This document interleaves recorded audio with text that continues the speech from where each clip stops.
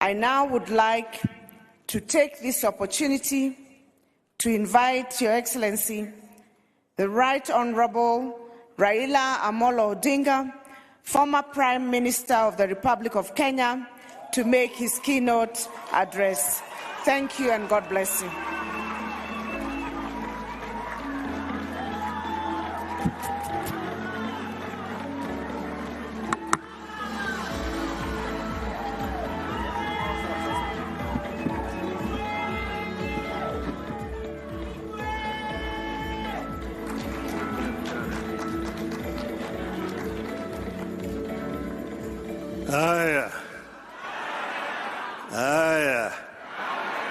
Thank you very much. You may be seated.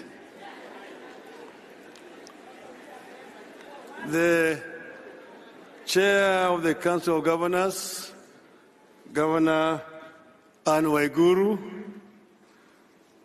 the Deputy, other governors who are here present today, all protocols of service, ladies and gentlemen, hamjambo. Hamjambo tena. Hey, I feel very, very delighted and intimidated in front of you here today. I am happy to come. I was invited to come, and I was reminded that this is the 8th of the summit that we're holding. And I just realized that I have been with you in all the 8 summits that you have held. So I was very happy to come again here today. Now, before I say anything else, I just want to introduce those who have come with me. 2 here have already been introduced.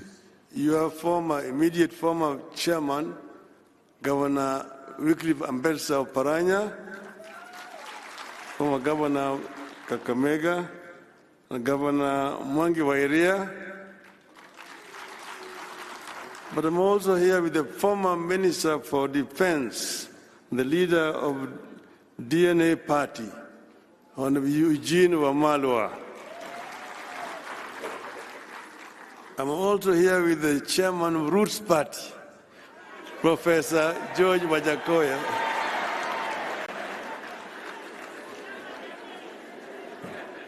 Those are Wanazimio who have accompanied me to come here. We are all very delighted. And seeing what is in the media today and also seeing what was said yesterday, I wondered what I should term my talk to you today. I looked at all the messages were given yesterday, and I said, maybe, it's like Swahili say, but nyani haoni kundule. That means that baboon does not see its back or its buttocks. So when the baboons are up on the tree, the one which is lower down looks at the one which is higher up and saying, ngef, ngef. And laughs at the other one saying that his buttocks are red. And he does not know that his buttocks are also red. This is what I saw yesterday. And maybe when I talk, you would realize what I mean. It is a pleasure to be here with you today to celebrate a decade of devolution. I want to take this early opportunity to commend the Council of Governors. You have been able to find a way around our sometimes toxic and divisive politics. You have been able to create a leadership that looks past party and political differences and moves you forward as a team. I commend you for your ability to mend fences and build bridges. I want to encourage you to continue on this path of consensus building, mutual respect, and decorum. 10 years into devolution, Kenya is a much transformed landscape with an amazing opportunity for rural economic revival and transformation. There is now economic life in rural areas. Some previously dead towns and market centers are beaming with the life after devolution. The prospect of Kenyans taking charge of their destiny and driving their own development is alive today because of devolution. A new middle class, whose members have not stepped into any major city in Kenya, is rising in the villages across Kenya, thanks to devolution. Devolution's success is a success story. It's a testimony to what we can achieve as a nation when we decide to pursue big dreams, no matter how daunting the obstacles may seem. As a country, we must congratulate ourselves for having endorsed devolution 13 years ago. And we must always remember it was not an easy victory. When we first unveiled devolution as a campaign platform in 2007 election, the proponents, including yours truly, were vilified and accused of planning to break Kenya up. We stood our ground and pushed devolution into every political conversation in Kenya, and we won. I am aware that even today, as you try to imagine and dream how best devolution can deliver more for our people, as you try to test and stretch the limits of devolution, you face skepticism and fears that you may be wrong and that it might destroy your political careers. My advice is that you dream on and soldier on. And I know that anybody who decides to go and run as a governor is himself already convinced that devolution can work. And I encourage you to remember the words of President Franklin Roosevelt. I quote, "The only limit to our realization of tomorrow will be our doubts of today. Let us move forward with a strong and active faith," unquote. Devolution continues to have doubters, but devolution can no longer be a loser without the nation losing. Excellencies, at this forum, I have the warm feeling of a person among friends who think alike and have the same goals and aspirations. As far as devolution goes, my aspirations and those of the governors are aligned. We may have differed here and there about the management of our affairs at both the national and county levels. But when it comes to devolution, I believe our differences are only as to the method of attaining a goal. There has never been, and there shall never be, an argument between us about the goal. We all appreciate devolution. We all want devolution.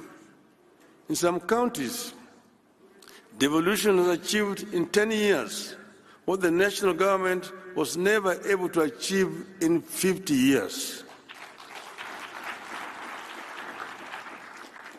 We know the challenges facing devolution. For instance, funding remains inadequate and its flow uneven and unpredictable. The controller of budget and central bank need to relook at the law. The County Allocation of Revenue Act, CARA, contains a disbursement schedule. And I was sitting next to the former governor, who is now the Minister for Finance, and I told him exactly the same thing. Therefore, the administrative steps of Treasury writing a letter to CBK to release funds should not arise. CBK should implement KARA full stop. Bureaucracy at the Office of the Controller of Budget continues to hold back devolution. There's a worrying clash of vision and responsibility between county chief executives and the members of county assemblies. As the first port of call across the villages, MCAs have real concerns like remuneration and facilitation that ought to be addressed. That ought to be addressed in the interest of harmonious working relationship with the county dream bearers who are the governors. And you see the Nyani Aoni Kundule. Across the 47 counties, the wage bill has become uncontrollable and continues to eat into what should go into the development.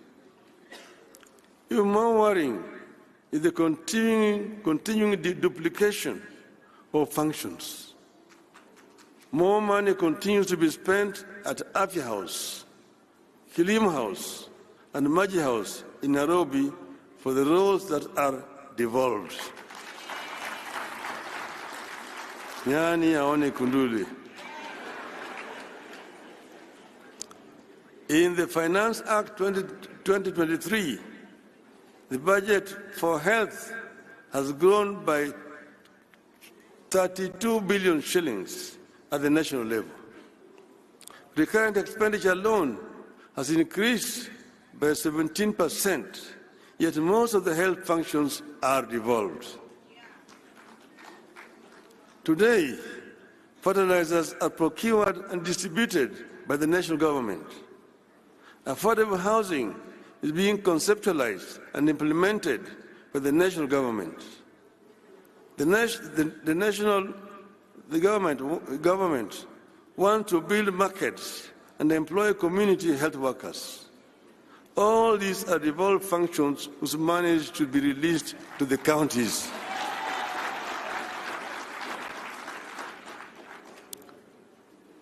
"10 years into devolution, this tug of war between the counties and the national government needs to come to an end. In this tug of war, the Commission of Revenue Allocation continues to be ignored, making revenue sharing between national and county governments and among counties uneven and more political than professional." Nyani aone kuduli. As we castigate the national government, let us worry over devolved corruption.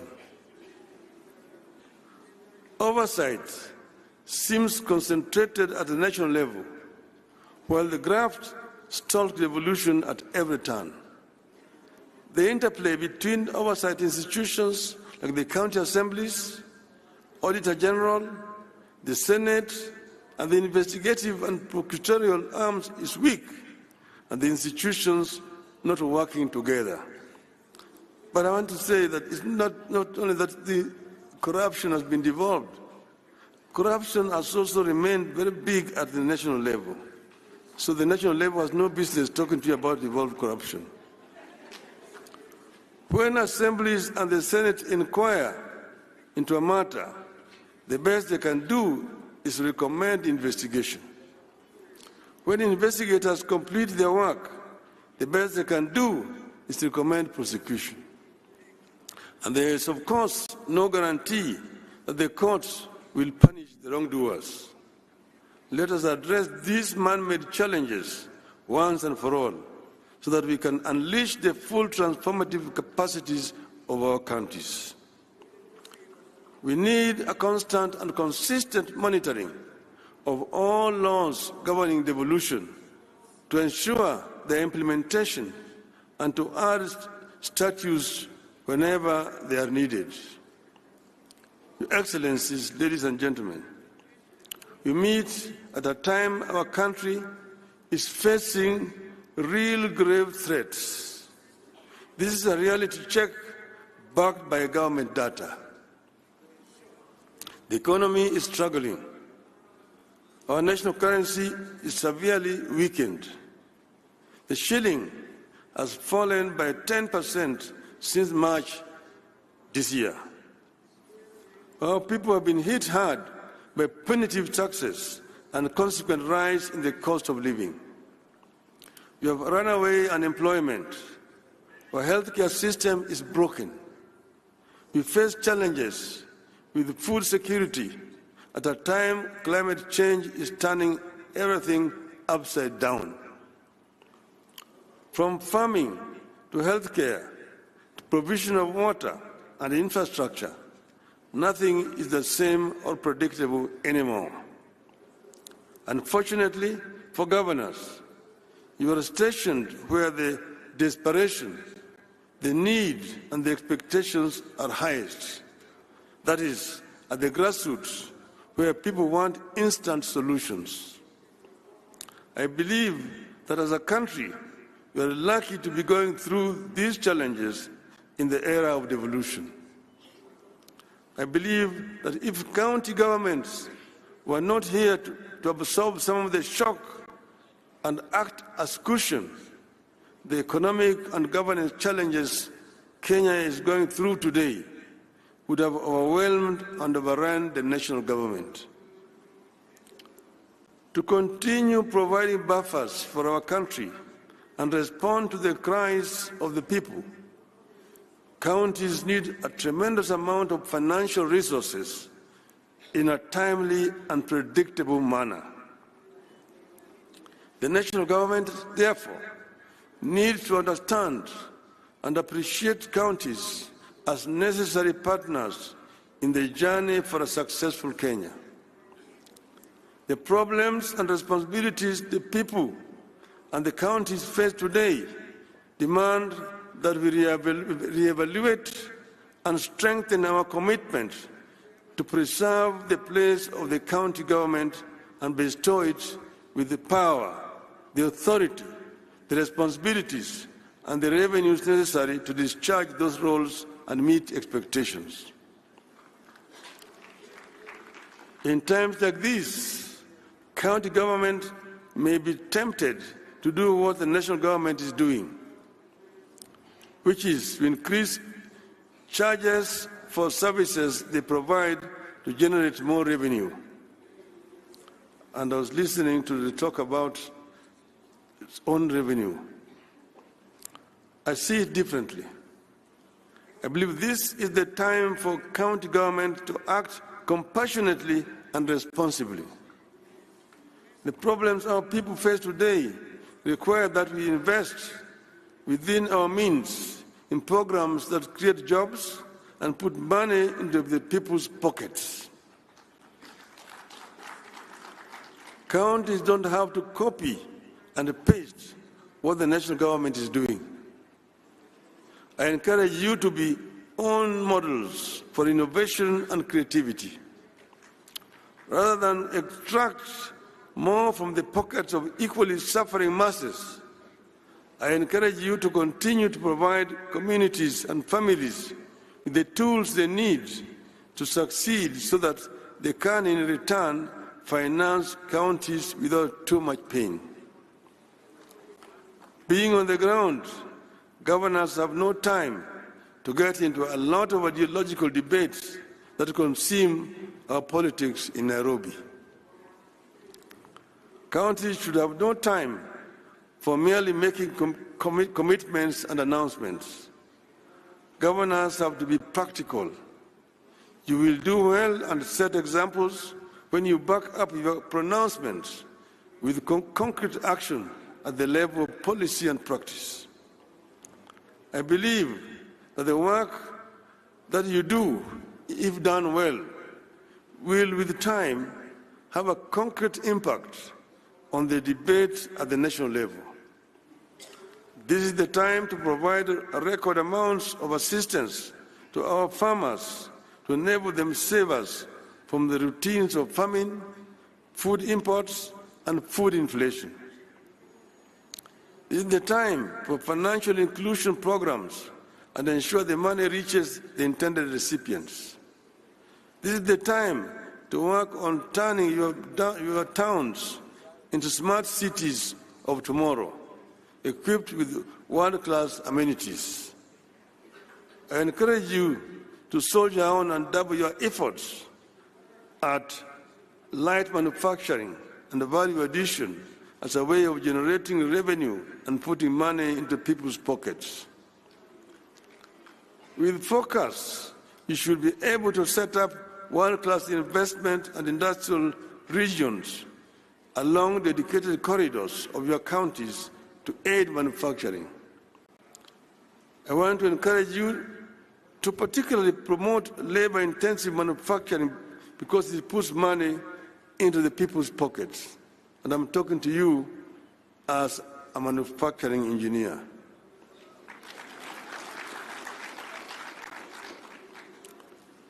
Put focus on building infrastructure, including roads, electricity, and water and farm irrigation. This will yield returns.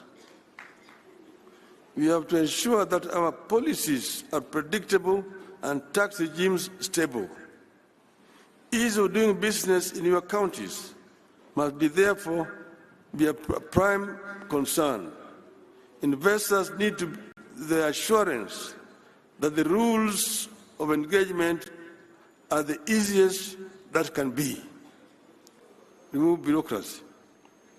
With such clarity, you will be able to create employment opportunities, encourage an enterprise, and to create a bigger job market for our youth, widening your base for revenue.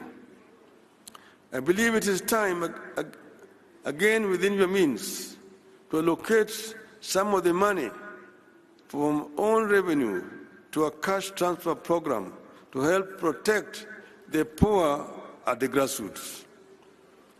I want to encourage you to continue with cooperation between counties. At the same time, however, we need a competitive element among counties to prevent the temptation to just maintain the status quo. Let us compete even as you cooperate. Finally, ladies and gentlemen, I want to disclose to you a reality slowly taking shape in our country, but which many of us, including the governors, may not notice. While national politicians may be getting all the attention, the action of translating policies into improvement of livelihoods is actually being determined by governors, county assemblies, and county governments. I see immense possibility for our county-driven growth and leadership in our country. I see potential for a county-driven quantum leap in our country. This hidden reality is not limited to one section of our region. The potential is unlimited. Be open to ideas, investments, and innovations. You may just be the team that put the country on the path to a reversible takeoff. I want to conclude by referring to what Governor Jonathan B. said, the host governor, that they are expecting bumper harvest in this region because they did mandamanos in the farms instead of doing the mandamanos on the streets or carrying sufurias. I want to tell him that this katiba that we have is a product of mandamano.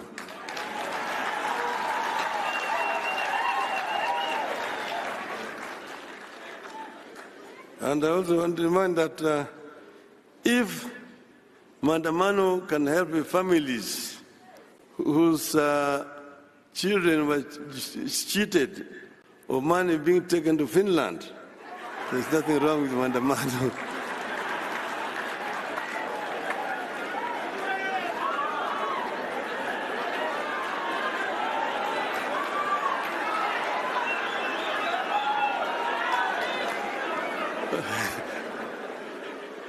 What is wrong is police brutality. And finally, you want to tell a rogue ambassador, leave Kenyans alone. If Mandamano can lead to a dialogue between Ichungwa and Kalonzo, everything is good with Mandamano. Tell the rogue ambassador, Kenya is not the United States. Kenya is not a colony of the United States. Keep your mouth shut when you hear. Otherwise, we will call for your recall back to your country. I thank you, ladies and gentlemen.